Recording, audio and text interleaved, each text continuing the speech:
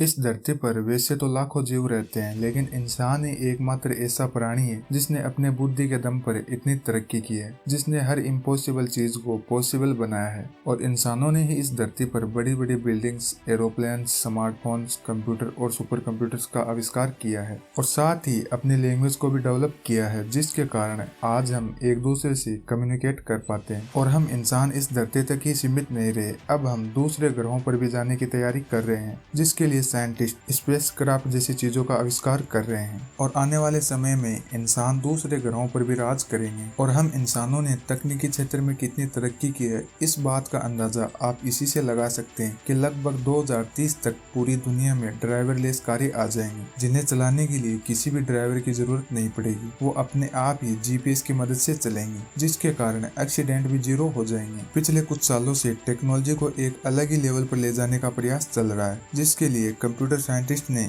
AI का concept दुनिया के सामने रखा है। एआई, जिसे आर्टिफिशियल इंटेलिजेंस भी कहा जाता है और जिसे हिंदी में कृत्रिम बुद्धिमत्ता कहते हैं। आज के समय में मशीनों से काम करवाने के लिए उन्हें कमांड देनी पड़ती है, वो खुद से कोई भी काम या डिसीजन नहीं ले सकती। लेकिन आर्टिफिशियल इंटेलिजेंस की मदद से ऐसी मशीनें और सॉफ्टवेयर बनाए जा रहे हैं जो बिल्कुल इंसानों की तरह सोच सके, उनकी तरह काम कर सके और उनकी तरह डिसीजन ले सके, और कोई प्रॉब्लम आने पर खुद ही उसका सोल्यूशन निकाल सके। एआई की मदद से कई ऐसे रोबोट्स तैयार किए जा रहे हैं जिनमें सोचने और समझने की पावर इंसानों से कई गुना ज्यादा है। 2016 में हैनसन रोबोटिक्स नाम की कंपनी, जिसके फाउंडर डेविड हैनसन है, उन्होंने सोफिया नाम का फीमेल रोबोट बनाया है जो बिल्कुल इंसानों की तरह ही दिखती है और ये इंसानों से बात भी कर सकती है। सोफिया ने अब तक बहुत सारे इंटरव्यू भी दिए हैं और इसकी खास बात यह है कि ये बिल्कुल इंसानों की तरह ही बात करती है, और ये बात करते समय बिल्कुल इंसानों की तरह लगभग 60 तरह के फेशियल एक्सप्रेशंस भी देती है। और अक्टूबर 2017 में सोफिया को सऊदी अरब की सिटीजनशिप भी मिल गई थी, और किसी भी देश की सिटीजनशिप प्राप्त करने वाली सोफिया पहली रोबोट है। अब बात करते हैं कि आखिर आर्टिफिशियल इंटेलिजेंस इतना जरूरी क्यों है। तो देखिए, मशीनों द्वारा किए गए कामों में एरर और डिफेक्ट बहुत कम होते हैं और वो ज्यादा एक्यूरेसी के साथ काम करती है, और इंसानों के कंपैरिजन में मशीनें बहुत फास्ट काम करती हैं। आर्टिफिशियल इंटेलिजेंस का यूज जल्दी डिसीजन लेने और जल्दी काम करने में भी हेल्पफुल होता है। और जैसा कि हम सभी जानते हैं कि हम इंसानों की एक लिमिट होती है कि हम सिर्फ 10 या 12 घंटे ही काम कर सकते हैं, उसके बाद हम थक जाते हैं। लेकिन मशीनें बिना थके लगातार काम कर सकती है, वो कभी नहीं थकती है और ना ही उन्हें आराम और रिफ्रेशमेंट की जरूरत होती है। और इंसानों को काम के बदले मंथली सैलरी भी देनी पड़ती है, लेकिन मशीनों को एक बार खरीदने के बाद कोई सैलरी नहीं देनी पड़ती। लेकिन हाँ, उनके मेंटेनेंस पर थोड़ा बहुत खर्च जरूर होता है। और अगर किसी काम को 5 आदमी मिलकर 2 दिन में पूरा करते हैं तो उसी काम को एक मशीन 3 या 4 घंटे में पूरा कर सकती है, जिससे समय और पैसे दोनों की बचत होती है। यही कारण है कि दुनिया की बड़ी बड़ी कंपनियां आर्टिफिशियल इंटेलिजेंस में इन्वेस्ट कर रही है। तो आइए अब बात करते हैं आर्टिफिशियल इंटेलिजेंस के इतिहास की। सन 1950 में एलन ट्यूरिंग ने ट्यूरिंग टेस्टिंग को डेवलप किया था, जिसका मकसद यह जानना था कि क्या कंप्यूटर भी इंसानों की तरह सोच सकते हैं। जॉन मैकार्थी, जो अमेरिकन कंप्यूटर साइंटिस्ट थे, उन्होंने कई शोध के बाद आर्टिफिशियल इंटेलिजेंस की नींव रखी थी। उन्होंने 1955 में the Dartmouth summer research project on artificial intelligence सम्मेलन का आयोजन करवाया था। जॉन मैकार्थी ने उन लोगों को इनवाइट किया जो आर्टिफिशियल इंटेलिजेंस में इंटरेस्टेड थे, जिससे उनकी इस काम में मदद हो सके। इसके साथ ही जॉन मैकार्थी को कई चैलेंजेस भी फेस करने पड़े, जिसमें पहला चैलेंज था कि उनको एक ऐसे सिस्टम को बिल्ड करना है जो किसी भी प्रॉब्लम का सोल्यूशन खुद ही निकाल सके।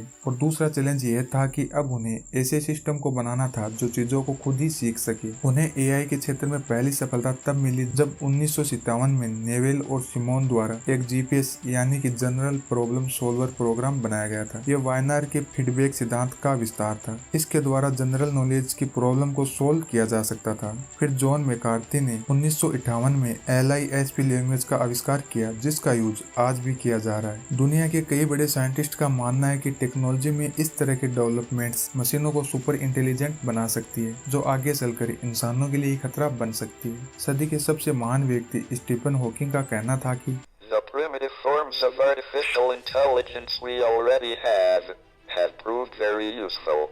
But I think the development of full artificial intelligence could spell the end of the human race. Once humans develop artificial intelligence, it would take off on its own and redesign itself at an ever-increasing rate. Humans who are limited by slow biological evolution, couldn't compete and would be superseded. इसका मतलब है कि हमारे पास पहले से ही AI मौजूद है जो हमारे लिए बहुत उपयोगी साबित हुई है, लेकिन मुझे लगता है कि सुपर आर्टिफिशियल इंटेलिजेंस से मानव जाति का अंत हो सकता है, क्योंकि इंसान एक बार आर्टिफिशियल इंटेलिजेंस को डेवलप कर लेता है तो ये अपने आप ही लगातार बढ़ती जाएगी और इंसान जिसकी लिमिट बायोलॉजिकल इवोल्यूशन तक ही है वो इनके बराबरी नहीं कर पाएगा और वो इनसे पीछे रह जाएगा। हाल ही में कुछ बड़ी कंपनियों ने मशीन लर्निंग में भी बहुत बड़ी इन्वेस्टमेंट की है, जिसके कारण कई आर्टिफिशियल इंटेलिजेंस सॉफ्टवेयर बनाए गए हैं जिनका यूज हम रोज करते हैं, जो हमारे काम को और भी ज्यादा आसान बना देते हैं। जैसे गूगल असिस्टेंट। गूगल का अपना स्मार्ट वॉइस कंट्रोल्ड असिस्टेंट है जो आर्टिफिशियल इंटेलिजेंस पर काम करता है, जो एंड्रॉइड यूजर्स के लिए बिल्कुल फ्री है। आप अपने फोन में होम बटन को प्रेस करके गूगल असिस्टेंट का यूज कर सकते हैं और आप उसमें बोलकर कोई भी जानकारी या कोई भी पर्सनल काम कर सकते हैं, जैसे किसी को कॉल लगाना, रिमाइंडर सेट करना, अलार्म लगाना, कोई सॉन्ग प्ले करना या फिर इंटरनेट पर कुछ सर्च करना।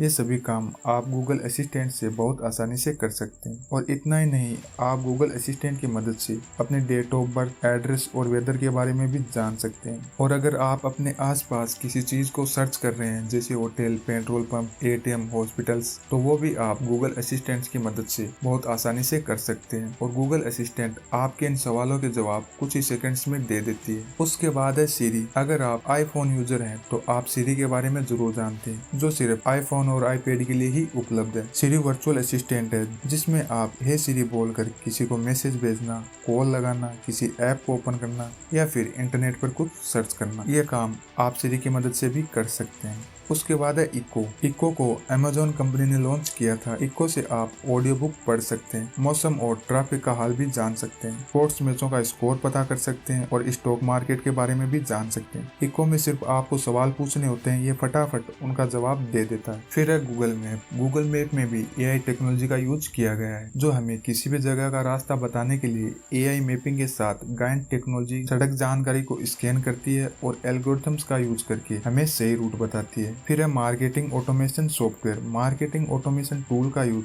बिजनेस की ऑनलाइन ग्रोथ के लिए किया जाता है। इसकी मदद से किसी को मेल भेज सकते हैं या फिर किसी के साथ चैट भी कर सकते हैं। कई बार आपने देखा होगा कि आप किसी वेबसाइट या सॉफ्टवेयर पर जाते हैं तो आपके सामने एक चैट बॉक्स ओपन होता है, तो वहाँ आप कुछ मैसेज करते हैं तो तुरंत ही रिप्लाई आता है और हमें ऐसा लगता है कि हम किसी इंसान से बात कर रहे हैं, लेकिन वास्तव में हम किसी मशीन से बात कर रहे होते हैं जो हमारे सवालों का जवाब कुछ ही सेकंड्स में दे देती है। ऐसे और भी बहुत सारे एआई सॉफ्टवेयर हैं जो हमारे काम को और भी आसान बनाते हैं। अब सबसे आखिर में बात करते हैं कि आर्टिफिशियल इंटेलिजेंस काम कैसे करता है। आर्टिफिशियल इंटेलिजेंस कई सारी टेक्नोलॉजी से मिलकर अपने काम को पूरा करता है, जैसे मशीन लर्निंग, जिसे ML भी कहा जाता है। ये एआई का एक पार्ट है जो मशीन को बताता है कि पिछले अनुभव के आधार पर निष्कर्ष और निर्णय कैसे ले। मशीन लर्निंग में प्रोग्राम किए बिना ही सिस्टम को ऑटोमेटिक लर्न करना सिखाता है और इसमें यह सिस्टम को इतना सक्षम बना देती है कि मशीनें अगली बार अपने पिछले अनुभव से खुद ही काम को पूरा कर सकती है और उसमें सुधार भी कर सकती है। उसके बाद है डीप लर्निंग। एआई का एक फंक्शन है जो डेटा को प्रोसेस करने और डिसीजन लेने के लिए पैटर्न बनाता है और ह्यूमन ब्रेन के कामों की नकल करता है। डीप लर्निंग एआई में मशीन लर्निंग का एक सबसेट है जो एक मशीन को अनुमान लगाना सिखाता है। उसके बाद है न्यूरल नेटवर्क। ह्यूमन ब्रेन के एनालिसिस और इंफॉर्मेशन को प्रोसेस करने के तरीकों को सिमुलेशन करने के लिए डिजाइन किया गया है और ये एआई की नींव है। ये उन प्रॉब्लम को सोल्व करता है जो इंसानों के लिए असंभव या कठिन होती है। न्यूरल नेटवर्क में खुद से सीखने की कैपेसिटी होती है जो अधिक डाटा होने पर उन्हें अच्छे से रिजल्ट देने में सक्षम होती है। उसके बाद है नेचुरल लैंग्वेज प्रोसेसिंग। यह एक ऐसा प्रोसेस है जो किसी मशीन द्वारा किसी भाषा को पढ़ने या समझने में सक्षम होती है। जब एक बार मशीन यह समझ जाती है कि यूजर क्या कन्वर्सेशन करना चाहता है तो ये उसी तरह के फीडबैक देती है। और सबसे आखिर में है कंप्यूटर विजन। कंप्यूटर विजन वो एल्गोरिथम्स है जो किसी इमेज को अलग अलग पार्ट्स में डिवाइड करके उसे पढ़ने और समझने की कोशिश करता है। ये एल्गोरिथम्स मशीनों को अलग अलग इमेज के सेट को डिवाइड करने, सीखने और समझने में हेल्प करता है, जिसके कारण एआई पिछले ऑब्जर्वेशन के आधार पर आउटपुट दे सके।